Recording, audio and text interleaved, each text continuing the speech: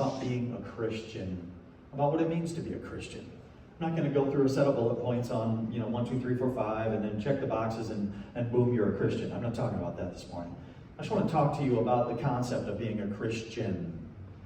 So let me start by saying this. I feel like that it's a term that I don't know that you would probably go through your week, let alone go through your day, that you wouldn't talk about, that you wouldn't use the word Christian.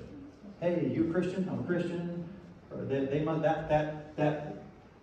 person must be a Christian. That business must be Christian based or whatever, right? We use the term Christian.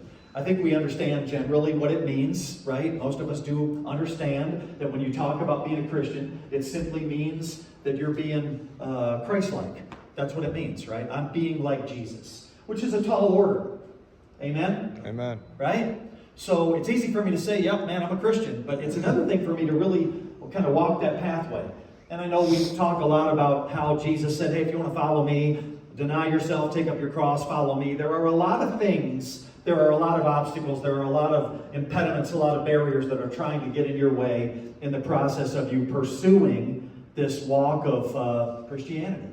And so I really just want to understand a little bit more about the impact of really what it means in my life to be a Christian. I made a couple of notes here. I put a note on my sheet here, and it says, when or where or when did athletes ever get the idea that they needed to work out and practice?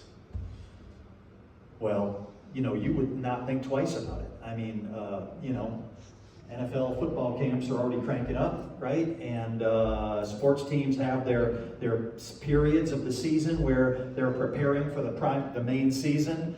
And they're going to practice, and they're going to go through drills, and they're going to do physical conditioning. And all that stuff is stuff that you just think to yourself, you know what, I expect that to happen when it comes to some professional athletes. And God knows they make plenty of money. And, God knows if you don't perform at a level that whatever, the fans or the owners or whoever expect you to, you're going to be out on the street. But I think to myself, can I apply the same principle to my life? Should I be at least consciously aware of the fact that I'm trying in my life